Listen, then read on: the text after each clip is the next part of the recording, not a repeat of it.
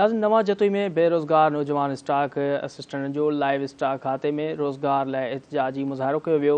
वधीक रिपोर्ट पेश करे रहे नवां जतोई खां नवाब अली चांडियो। बेरोज़गार स्टॉक असिस्टेंट पारां रोज़गार जे लाइ पिले कार्ड खणी टायर सारे एहतजाजी मुज़ाहिरो कंदे चयो त लाइ स्टॉक खाते में केतिरियूं ई ख़ाली जायूं हुजण जे बावजूद बि गुज़िरियल 12 सालनि खां लाइ स्टॉक खाते में स्टॉक असिस्टेंट खे भर्ती न कयो पियो वञे, जंहिंजे करे असां फाका कशी वारी ज़िंदगी गुज़ारण ते मजबूर आहियूं। हिननि वधीक ॻाल्हाईंदे चयो एहतजाज करे रहिया आहियूं। पंहिंजो लाइव स्टॉक खाते जे जेको वज़ीर आहे असांजो अब्दुल बारी ख़ान पिताफ़ी साहब, उनखे मौज़बाना अपील था कयूं त ख़ुदारा बेरोज़गार स्टॉकनि खे लाइव स्टॉक खाते में जल्द जल्द भर्ती कयो वञे ऐं नयूं अपॉइंटमेंटूं कयूं।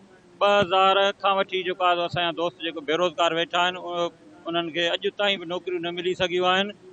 सीएम साहब के डीजी लाइव स्टॉक के सेक्रेटरी के हिकिड़ी आजिज़ाना रिक्वेस्ट आहे त असांखे रोज़गार ॾेई कटिंग जे ज़रिए रोज़गार ॾेई असांखे मुहैया कयो वञे।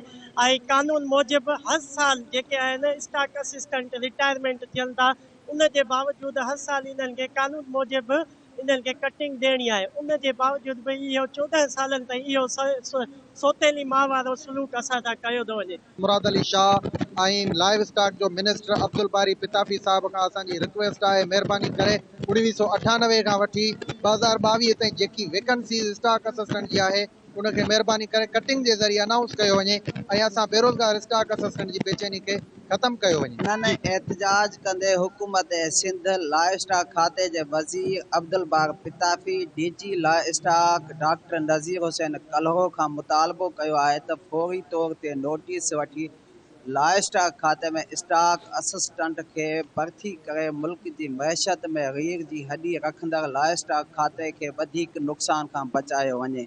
कैमरामैन आचर चांडियो सां गॾु नवाब अली चांडियो, धरती टीवी, नवां जतोई।